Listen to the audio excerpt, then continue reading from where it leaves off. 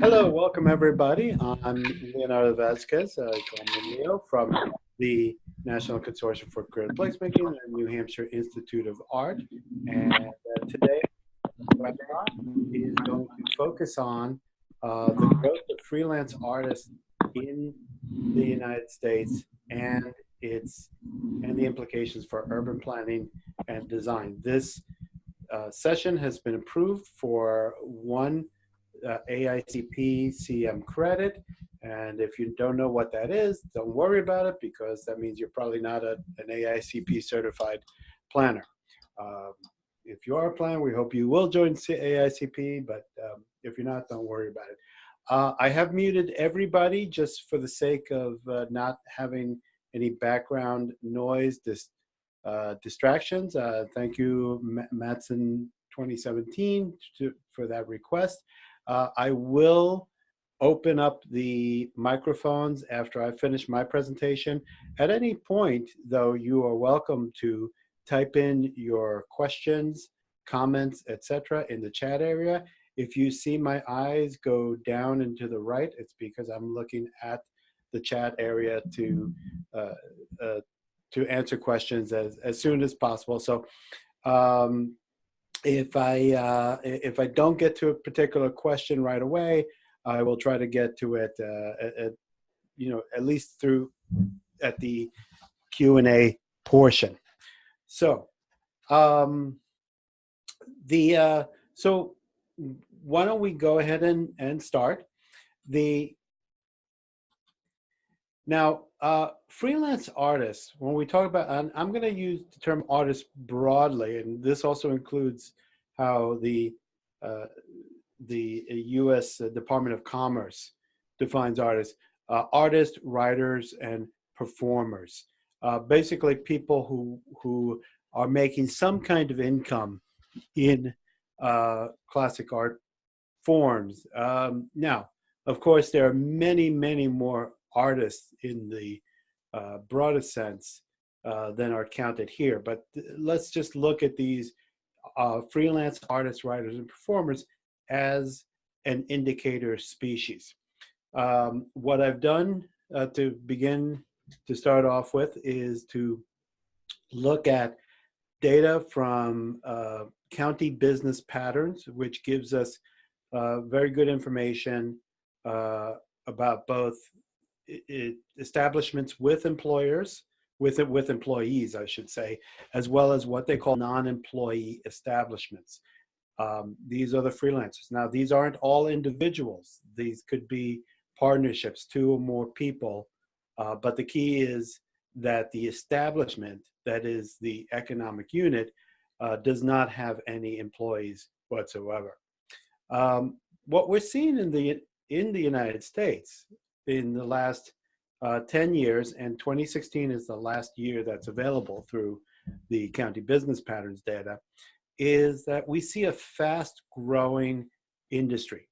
Freelance artists grew by 31% from about 647,000 people in the United States to about 849,000. Now, I've rounded it out because one of the worst things you could do is just show a bunch of statistics. There's not a lot of other slides like this. We'll get into the more fun stuff. What's very interesting, too, is that artists, or these organizations, are making a lot more money, too. And they're outpacing the growth in the whole non-employer. Now, who else is an employer economy? Well, Lyft drivers, Uber drivers, people who work at it. A lot of contractors who working just by themselves. Artists are making, their receipts are outpacing the receipts from their peers in other industries. Now, what does this mean? It means that there is a growing demand, there's a growing economy. And this is consistent with what we're seeing from the Bureau of Economic Analysis and other entities about the growing art economy in the U.S. Why focus on freelance artists? Well, because these are the most mobile people. These are probably one of the best indicator species to look at in the creative economy. Because, well, it's easy to go into the arts. You don't have to agree. You can open up a tea shop, you make something. It's hard to stay in business. Now, I'll start by saying that most of these people probably are not working full-time as artists, that they are, in fact, it's a part-time gig for most of them. But the fact is that not only is the number growing, but the money that's being made is greater. It's outpacing growth in the number of artists. Means that there are people who are making better salaries than they were 10 years ago. So all these points to a healthier economy for freelance artists. Now, this is in the US overall. By the way, this data you can just download it yourself from County Business Patterns. It's free. It's not counterintuitive how they put it together, but if you just read through, they have reference materials. So get information, not just the U.S. level, national, but also state level, county level, and those zip codes they don't have none, of course. So the smallest area of geography that you can really analyze is at the county level. But most people, that's fine. Okay, now let's look. I showed you the U.S. Let's look at New Jersey. Just as an example, New Jersey, for those of you who are not from the state, it doesn't all look like what you saw in the Sopranos or Jersey Shore. It's actually a very diverse state in terms of land uses. In the, here is the New York suburbs right here. Hereabouts are the Philadelphia suburbs, but around here is the north, the south. It tends to be agricultural, and then this is the Jersey Shore that you've probably seen on TV. Although I promise you that the real Jersey Shore is not all of it is like the TV Jersey Shore. So. So it is diverse. And so what we're seeing is, let me get those lines off, is that New Jersey is about 21 counties, and we're seeing growth in almost all of the counties, and not just in the New York suburbs or the Philadelphia suburbs, but in places that are even farther out. So places like Morris County, which is about anywhere you are in Morris County is probably about 40 to 45 to an hour and a half away from New York City, and even in Cape May and Cumberland, which are farther away from Philadelphia. So it's not just an urban phenomena. And my guess is that if I were to look at counties throughout the United States, I'd probably find similar types of growth. Maybe not, certainly not in the same numbers, but more than it just being an urban phenomena. So, no, I'm sorry to be stammering here. My computer here is being a little wonky too. So I apologize for that. Now, again, if you have any questions, feel free to, or even thoughts. You don't have to just have questions. You can, you can share any insights as well. One of the things that we believe at the National Consortium for Creative Placemaking is that nobody knows everything, but everybody knows something. And so I am happy to learn from you all, as I hope you're happy to learn from me. So let's talk about some of the implications of this for both planning and design. Now, obviously, we're talking about this industry that's growing. Every artist is also a small business, even if they're working part-time. They're still an economic unit that is making buying choices, is making choices about where to locate. So let's now talk about what this means for us in terms of how we think about our community. So let's understand what's going on here. Well, one of the things we know is that artists tend to prefer to cluster. They tend, it's almost a cliche to talk about, downtown arts. Well, it's true because the raw material for almost all artists is ideas.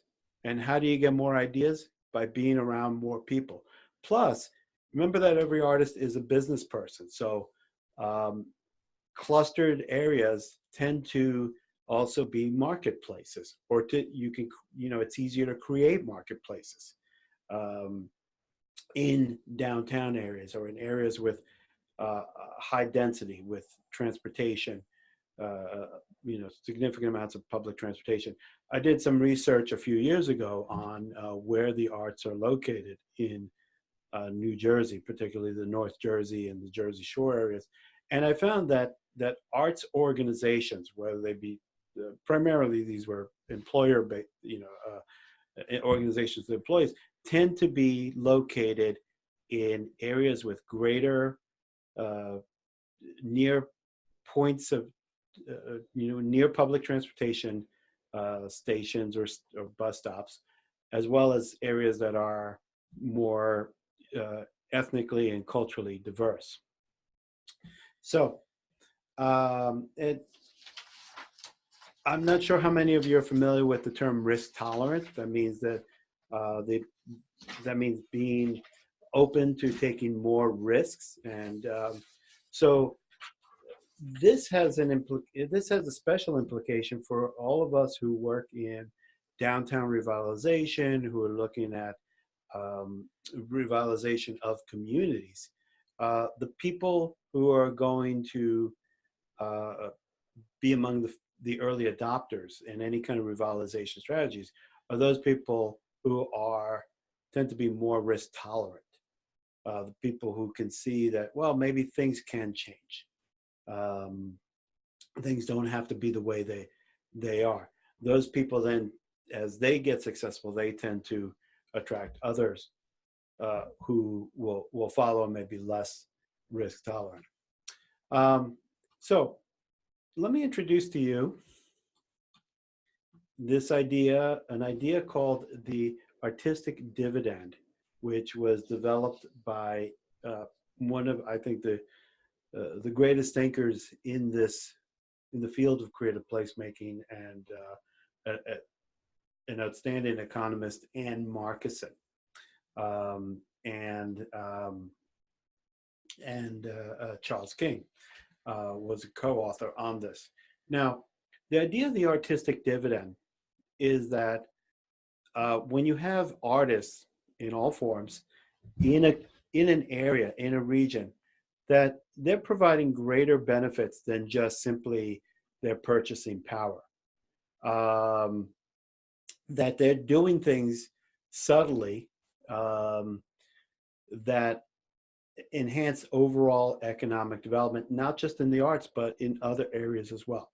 So, for example, we can think of artists, of course, attracting patrons. So a great example would be the city of Santa Fe, New Mexico, a city that really where arts and cultural activities are the #1 industry for them.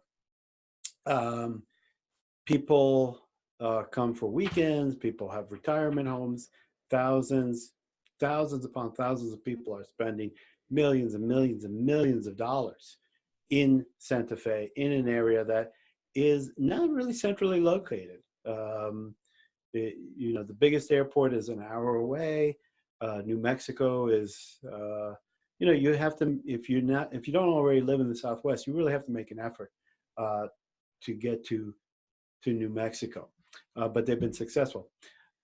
So who are buying the art? Well, we can think, traditionally we think of, patrons, starving artists and wealthy patrons. Well, it's not quite that simple. Actually, artists tend to be among the biggest consumers of the work of other artists. So a painter goes to the theater and is helping to support that theater organization. The performers, in turn, are going to the gallery and buying the work of that artist. Now, of course, that's a very simplified model, but that's essentially what's going on. Is there's a virtuous circle going on. Now, having said that, of course, it's very hard for artists to support themselves completely. You still need wealthy patrons.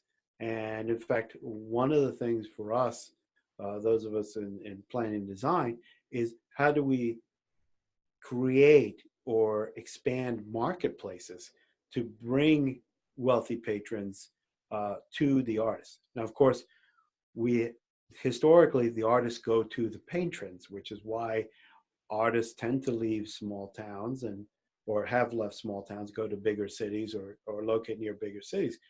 And of course, we do have online opportunities such as Etsy. And I think Amazon also has a kind of their own version of Etsy as kind of a an online marketplace for artists. But especially for rural areas, for towns that are maybe at some distance from large cities, who may be experiencing some level of brain drain, not just artists, but other people in the knowledge economy. How do we bring people, more people, to our communities so that they can purchase from our stores, from our artists? Essentially, instead of just how do we connect artists to the marketplace, how do we connect the marketplace to our artists? Now, I mentioned before that probably most of the people that you saw in the first slide were not working full time for on their artistic practice. That's unfortunate for them because I'm sure they'd love to be artists full time, but it turns out to be a benefit to the rest of the economy because what happens is these people are in other businesses. They are contributing their knowledge, their skills, their outlook to other businesses. So you may have an artist who works part-time as, let's say, a bookkeeper in a firm, let's say in a law firm. Well, they don't stop being artists just because they're doing bookkeeping. Artistism, it's a mindset. It's not just a job. So they're being creative about everything that they're doing. They're being creative about problem solving in that law firm. Assuming that they're allowed to, assuming that they're in an environment that gives them the opportunity to do that. Another thing that is a really strong benefit for particularly planning and urban design is that artists tend to have a strong attachment to place. I mentioned in the beginning that freelance artists are the most mobile. For the most part, they are the most mobile or have the ability to be the most mobile members of the creative economy. For artists, for most artists, writers, performers, etc., you don't have to be in a particular city. You don't have to be in. It's not like working for a lumber company and you have to be near the woods to have an effective lumber company, or being a fisherman. Somebody who fishes and you have to be by the water. Now, yes, of course, you're probably better off if you're a theater person to be in New York or film in Los Angeles, but you don't, now, of course, you don't have to be there. In fact, so many states are trying to attract filmmakers. Georgia is a great example, Louisiana, that you can be pretty much anywhere in the US and still practice your art. So what that means is that if somebody has located somewhere, they have some kind of connection to that place. They have something is drawing them, keeping them there, and it's not just for economic reasons. Okay, I see there's a comment here from Matson 2017. Thank you. Oh, I'm sorry, this was private, so I don't know if I was supposed to say. Is there data that tells the number or percentage number of creative professionals, freelance artists in New Jersey, at least one of the counties? Yes, so I'm sorry if I thought I mentioned that before, but I'll also mention again. So the data that I shared with you is from County Business Patterns. That's from the Department of Commerce. And what you want to look for, if you're looking specifically for freelance artists, is non-employer businesses. Um, what makes the county business patterns data so good is that it's based on tax returns. Now, of course, you could say that some people aren't quite so truthful in their tax returns. Some people don't actually, complete their tax returns. But, as far as quality of data, I trust that more than, estimates based on surveys, you know, because this is, the most reliable measure. So as I said, you can find it in New Jersey. You can find it at the state level, the metropolitan level, metropolitan regional level, and the county level. You will be able to find information on organizations that have employees at the zip code level. But unless something has changed recently, uh, you won't be able to find freelance information at the zip code level. So there, if you're going to do, try to do a type of census, you might have to do some kind of survey. Um, and typically, I would work through, uh, you know, I would not try to do a survey myself. I'd try to work with the county cultural agencies, as well as local arts councils and Art Pride New Jersey, which for anybody who works in New Jersey and wants to do anything with the arts, Art Pride New Jersey is really kind of, that's the first, that's one of the first organizations I would go to. The second of the first organizations, if that makes sense, what I just said, is the New Jersey State Council on the Arts. All right, so thank you so much for that question. Feel free to, please, everybody else, feel free to offer any other comments, questions, etc. Now, let's start answering. Oh, the big reveal. Let's start answering the so what questions. Okay, now what does this mean? What does this all mean for us? Okay, well, this growth in the arts, growth in creative economy, um, as you know, we are all looking to help develop more compact, more sustainable places, and that's, that goes hand in hand. So artists who tend to cluster, who tend to benefit most from density, can be among your biggest advocates for it. Certainly, anybody involved in Main Street organizations or any kind of downtown revitalization, there's a market right there. And as we said, it's a market that attracts other markets. This is a great boon for transit professionals, for transportation planners. In fact, one of the things that's really interesting is that New Jersey Transit, which is a huge commuter system, the weekend ridership goes down significantly, as you can imagine, because they tend to be oriented towards weekday commuters. Now, the biggest weekend population they've ever had was, I forget which year, but it was something related to Christmas lighting, Christmas tree lighting in New York. So, okay, so a lot of people, going to New York. That makes sense. All right, fine. Second biggest weekend ever was when there were two music festivals going on the same weekend. One in Asbury Park, which is down the shore, and the other in the Meadowlands, which is in North Jersey. One was the Electric Daisy Festival, the other was Bamboozled.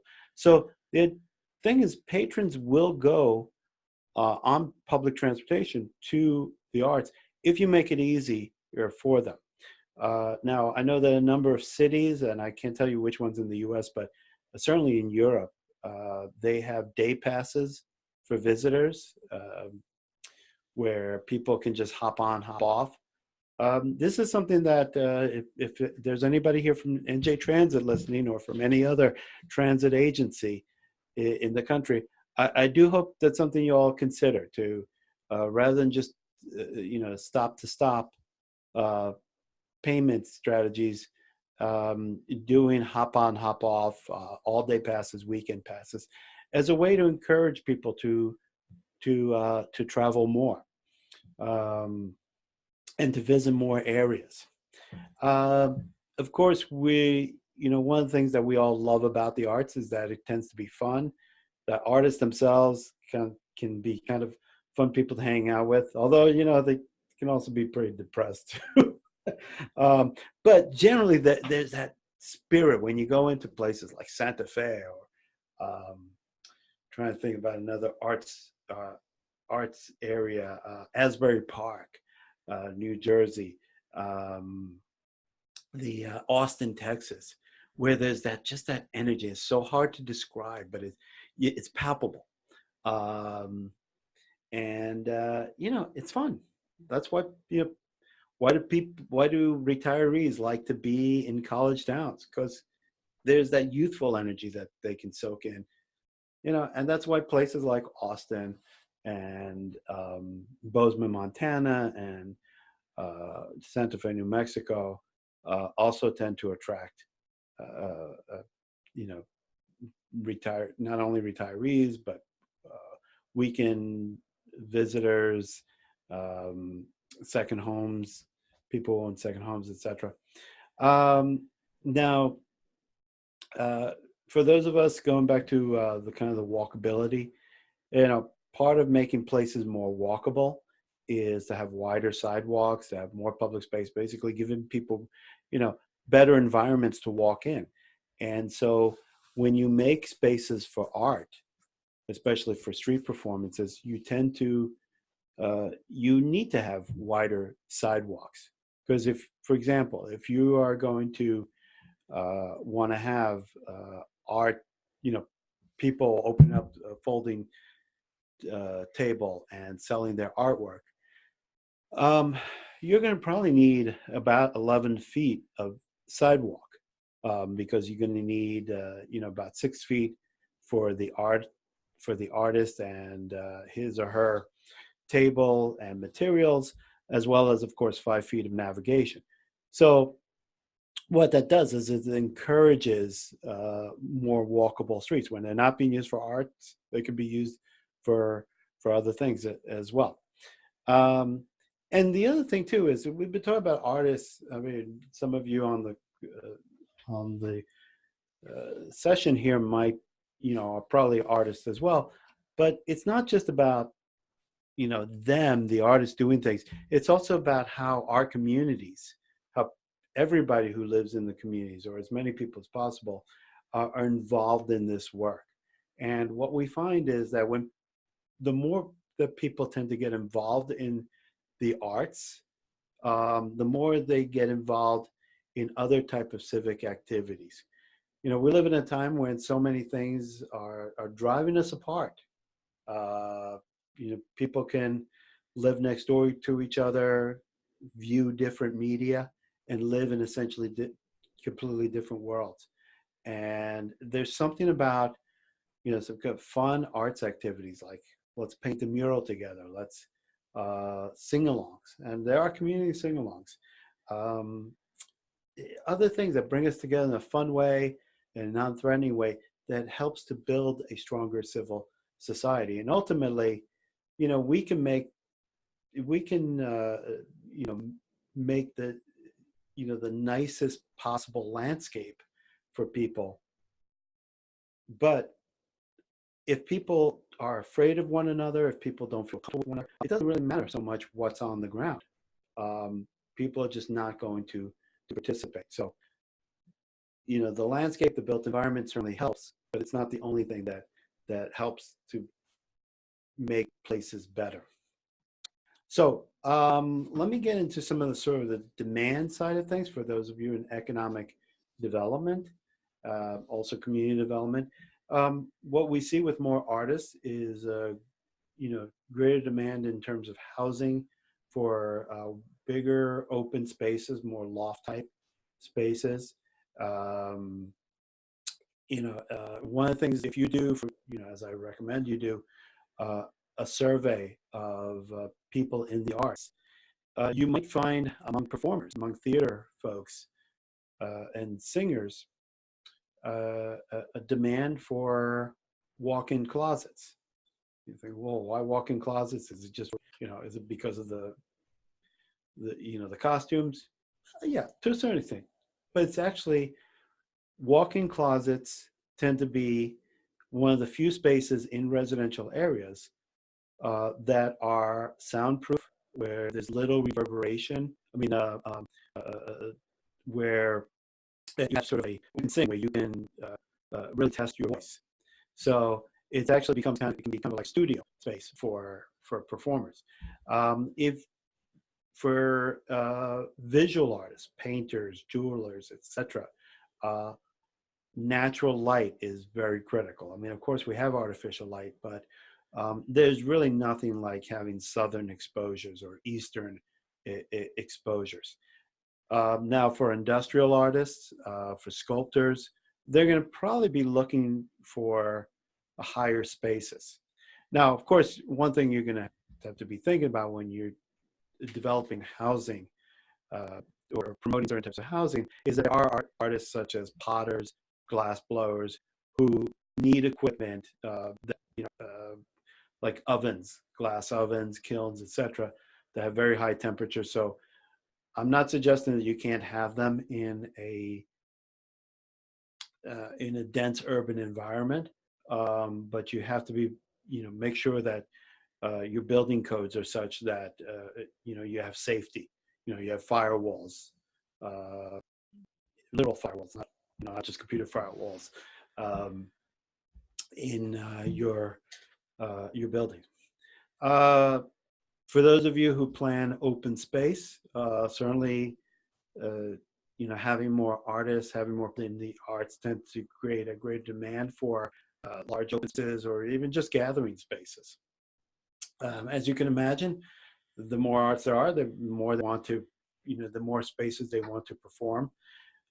Now, one of the things we often hear about our work with communities is artists who say they're not affordable spaces to practice. And typically communities have at least one theater, or maybe too expensive for especially emerging artists to rent from. A few years ago, we did some work in New Brunswick, New Jersey, which has 3 very fine theaters and is also the home of Rutgers University. And the biggest complaint we got from freelance artists in there is that they didn't have affordable spaces to practice, affordable spaces for studios. What happened was that things changed, is that New Brunswick had focused so much on the arts, on their 3 big theaters, that they didn't really put as much effort into thinking about the emerging arts. And the theaters, yeah, they had space, but it was really expensive. You really couldn't afford to rent from these theaters. And of course, the spaces that were available were very limited. One of the things that people like to do when they go for the arts is the full experience. They're not just going to an area just for a show for the most part, or just to buy a particular object, not like going to the supermarket for eggs. You're going for an experience, which includes going out for dinner, having a walk, enjoying the atmosphere. So what that means is that where you have the growth of arts, you also have the growth of other retail spaces. Now, having said, of course, the challenge is that in areas, in communities where there's where you have local businesses that are primarily serving residents, let's say the bodegas, the tiny little restaurants with the paper signs and in languages other than English, you have the risk that with these new demand for retail spaces, that you're going to have some gentrification, that these smaller businesses might be pushed out. Now, if the owner of the business also happens to own the property, they're in better shape. But for the most part, these small businesses, they don't own the property. So what I would suggest as the fellow planner is that you plan for success.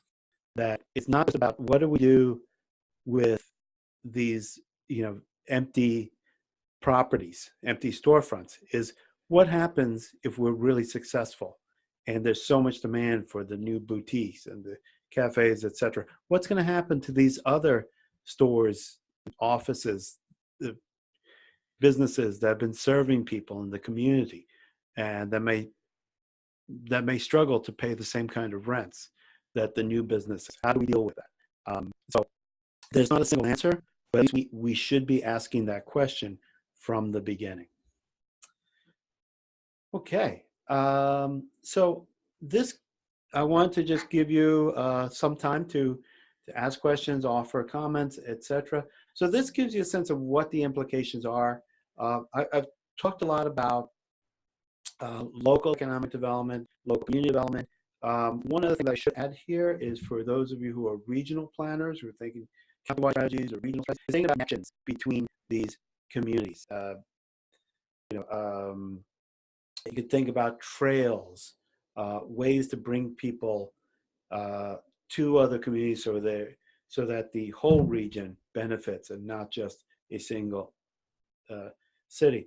One of the best examples I would say would be in Western North Carolina with Asheville and the mountain area around the towns there, that was an effort in the 1990s to really think regionally about creative economic development and not just about focusing on Asheville.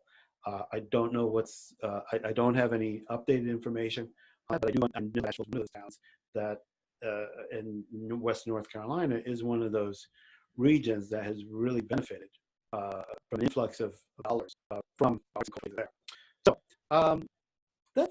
I hope you enjoyed the presentation, and I'd love to hear from you now. And let me open up the microphones. If anybody, you're welcome to type in your comment or question, but you can also feel free to speak up. If you do speak, just please introduce yourselves. And again, it doesn't have to just be questions. I'd love to hear about your own experiences and what you can share with all of us here.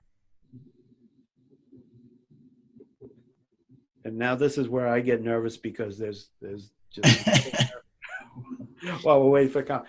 Okay, so I'm going to start here. There's a question here from well, I'm getting these private questions here. Okay.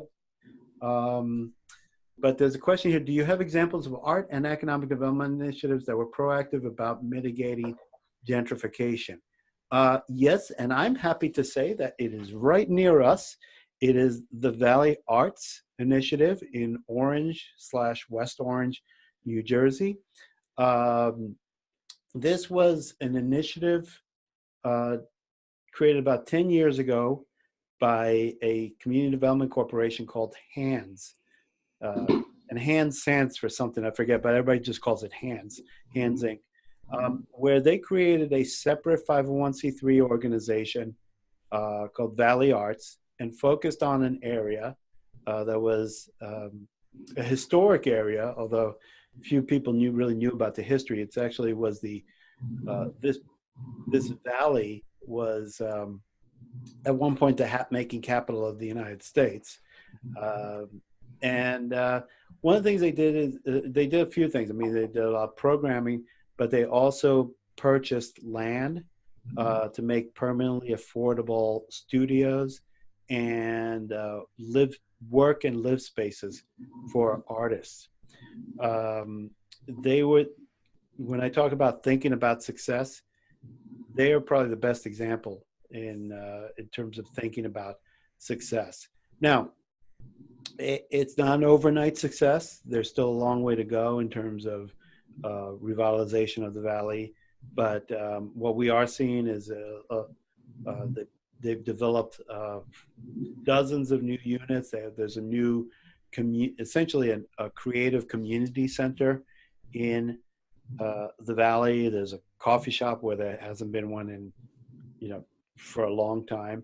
And one of the from an economic development standpoint, one of the indicators of success is that the valley is the only part of Orange, I believe this is correct, the only part of Orange where market rate housing is going in that is not requiring tax abatements. That is, so let me get out of my planner voice here. In the rest of the city, if you're trying to attract market rate housing in Orange, developers are expecting pretty big tax abatements. But the valley is such an attractive area now that there is that they're willing to invest without major abatements. Well, now this is something new for the valley, and they're going to have to think about how do they protect more spaces in the valley. So that's one of the best examples that I can think of. Let me see if there's another question.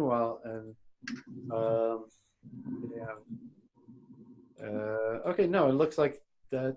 So thank you for that question. Anybody else have any comments, questions? And does anybody else know of a good example of an arts and economic development initiative that's proactive about mitigating gentrification?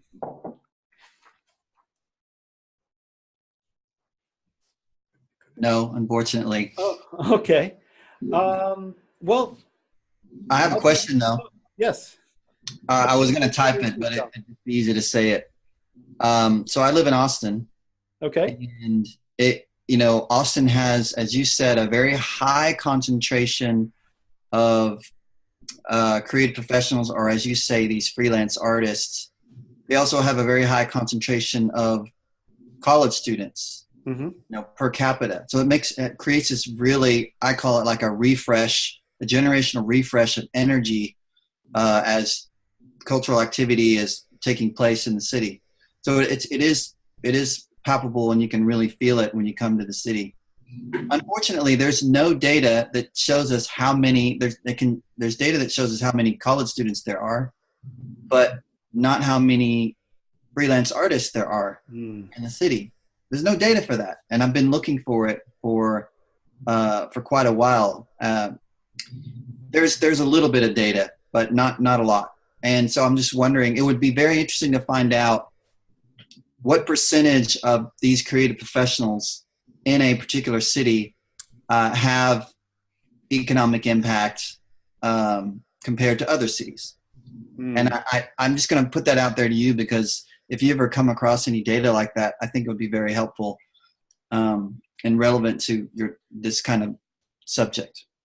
Yeah. Let me say a couple of things. When we talk about economic impacts, I tend to be very skeptical of economic impact reports because they tend to use it tends to focus on indirect impacts, like what the what people spend, and then what this means for additional spending beyond. So since I tend to be strongly my orientation is toward behavioral economics. I like to, I tend to pay more attention to what people actually do, which is why I like the county business patterns, because it's, focused on tax returns, on what people, actually spend, or what they say they spend, or how much they make. I would say, like, at the city level, in this case, I would say that this is probably something, because Austin is within what, Travis County, is that right? Yeah. Okay, so you can get the county-wide. Now, is Austin, is most of Travis County Austin, or is it? Yes. Okay, so for county business patterns, your best bet would be Travis County.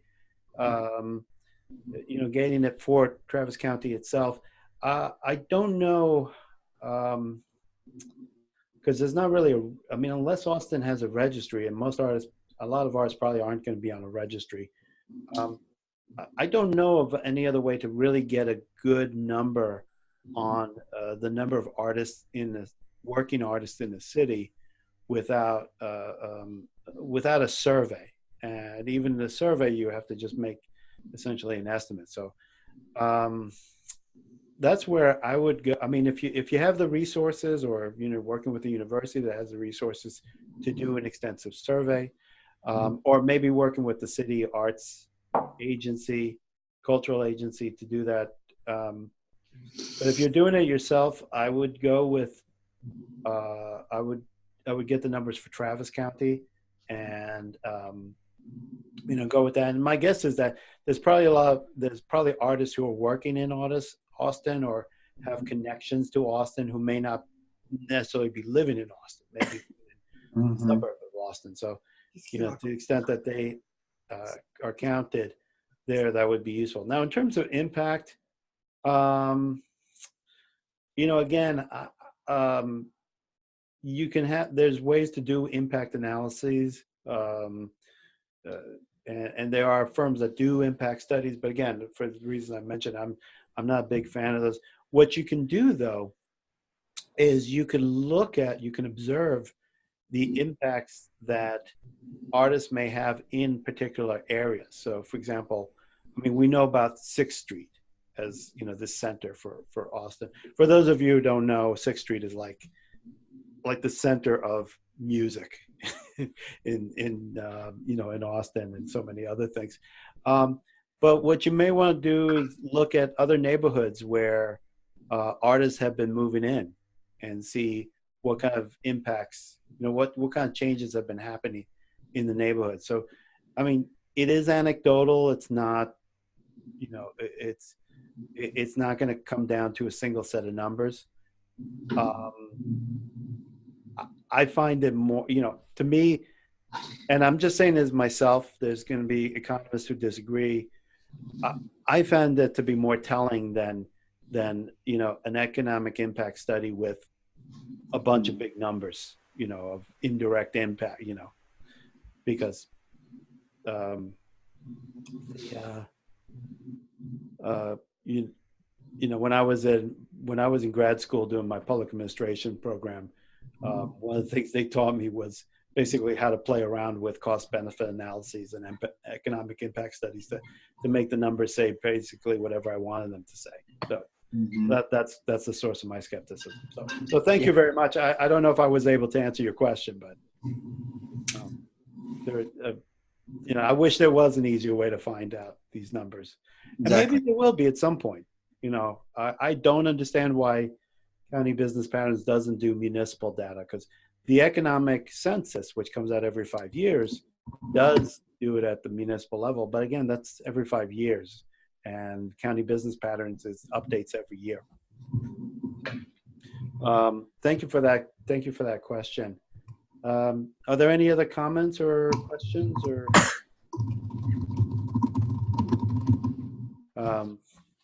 everybody's sort of shy today, huh?